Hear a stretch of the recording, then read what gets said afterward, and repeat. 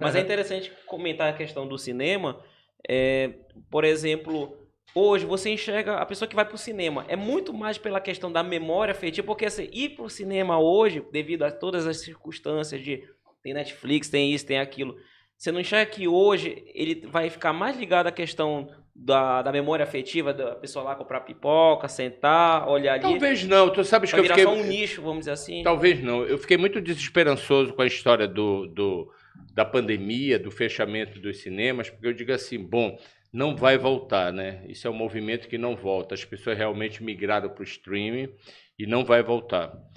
E vejo que é o contrário, né? Porque essa magia que a gente tinha, antes da pandemia, a coisa continuou, né? Quando eu vejo agora que os cinemas estão lotados, quer dizer, esse hábito de ir para o cinema, as ameaças do fim do cinema, né? Primeiro foi a televisão que ameaçou o cinema. Um monte, né? Depois veio a ameaça do de videocassete ali, né? Depois veio a ameaça do videocassete, das locadoras. Depois a saída dos cinemas de rua, né? Depois, exatamente, quer dizer, o cinema é um fênix aí, né? Esse hábito de ir para o cinema eu acho que não acaba. Eu vejo hoje em dia as salas de cinema estão lotadas.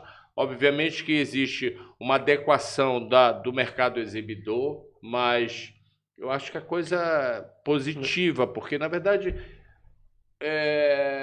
a gente não vê, a gente vê um novo público, as pessoas, por exemplo, a gente vê crianças indo para os filmes, a gente vê os adultos, adolescentes, a gente tem ainda essa magia, esse hábito a experiência é única, dessa experiência coletiva. Tem filmes que assim, eles são pensados para tela de cinema. Aí o cara monta o som.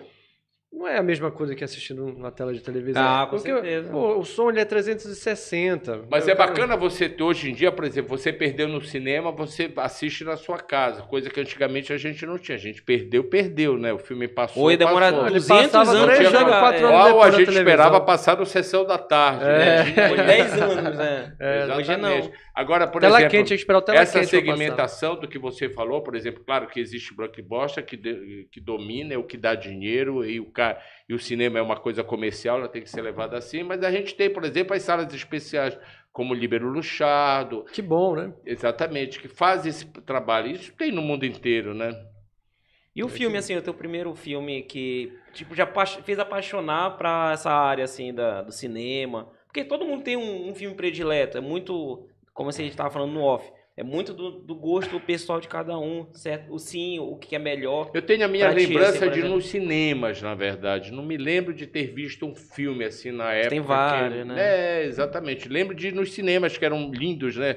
Cine Olímpia, Cine Palácio, Cine Independência, Jurassic Park, Cine Guarani, quer dizer... É essa lembrança. Cine Independência, mas ganha barata, né? Não. Aí já começou, já adolescente, né? Eu já comecei a ir aí eu já comecei a participar do Cineclube, né? Do movimento dos cinemas alternativos, que era Cine Guajará, da Base Naval, tinha o Grêmio Literário Português, Faculdade de Odontologia, que era comandado pelo Pedro Veriano, né? Que é o nosso maior crítico de cinema, pesquisador de cinema, que fazia essas sessões de filmes que, na verdade, não passavam, né, no circuito comercial.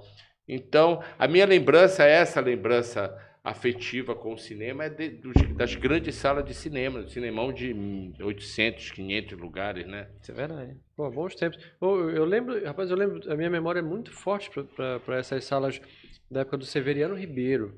Sim, que era o grande exibidor brasileiro, na verdade. O próprio Olímpia era. Exatamente. Agora, uma outra coisa que também era uma lembrança, é uma memória afetiva, já que a gente está aí na porta da Semana Santa, esse final de semana já é comemorado a Páscoa, não é? É que passava um filme sobre a vida de Cristo.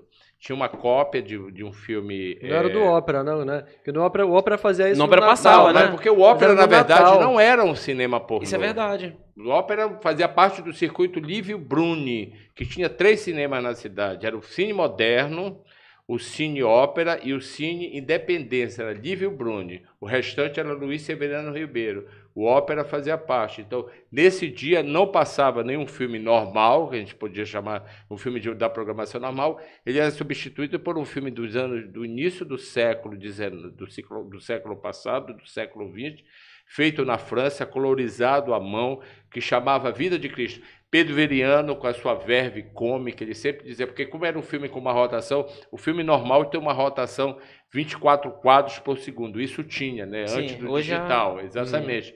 Então, antes, você percebe que aqueles filmes mais antigos, eles são filmes mudos, principalmente, como esse era, é um filme mais corrido, parece que as pessoas estavam correndo ali. Acelerado, Mas, exatamente, né? era uma acelerada, É era um outro tipo de rotação.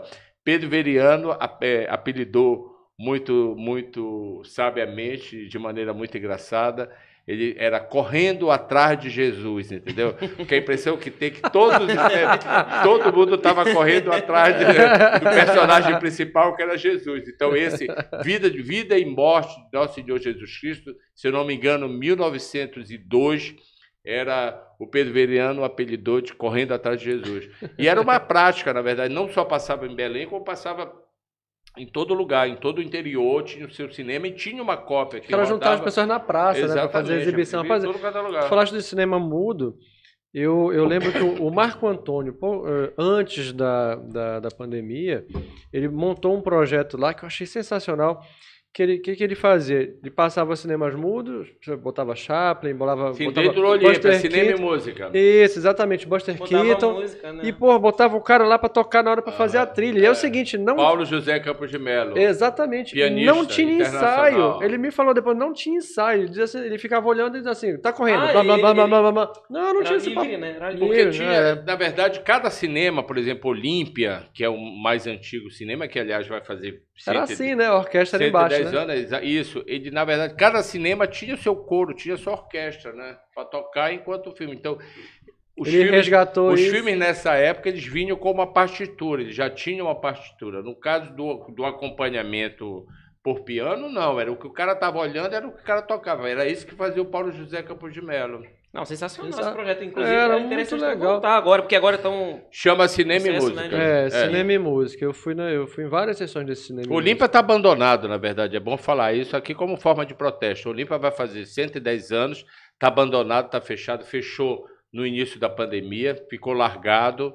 É um equipamento da prefeitura. Ele foi arrendado, na verdade, ele foi alugado pela prefeitura, porque o Luiz Severino Ribeiro não tem interesse de vender, porque ali tem uma especulação... Ele que é o dono, no caso? Ele é o dono. E tem uma especulação imobiliária ali muito forte, né? As lojas americanas sempre ameaçam comprar, já teve ameaça também do Bradesco, enfim, eles querem a área. Então, como patrimônio tombado, eles não podem. Então, aquilo é da prefeitura, só que está abandonado há 2 anos com a pandemia e o prédio está completamente depredado. Imagina um prédio antigo, 2 anos fechado. Eu estive lá, fiz algumas imagens no que eu consegui ver, o prédio está abandonado e até agora não teve uma resposta da prefeitura de reabertura do Olímpia, que é o mais antigo cinema do Brasil, em funcionamento, porque existem outros prédios como cinema antigos, porém eles tiveram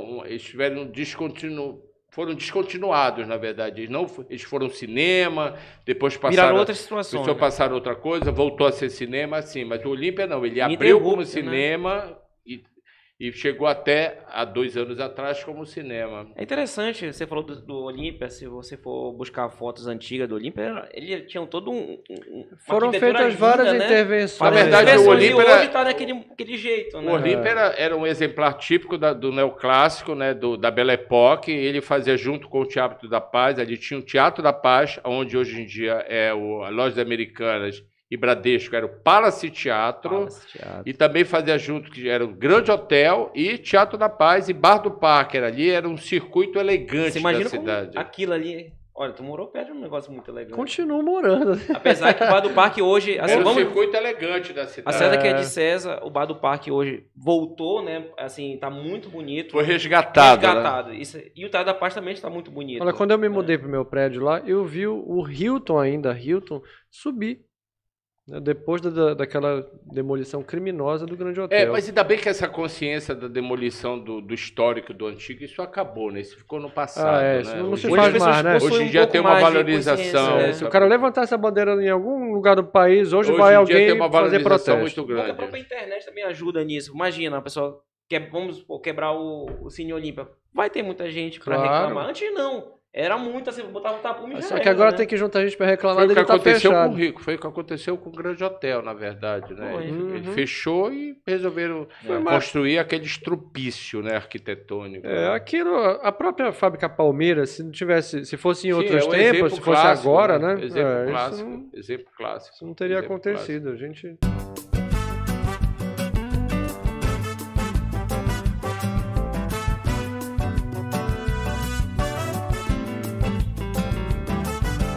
Papo Nostalgia.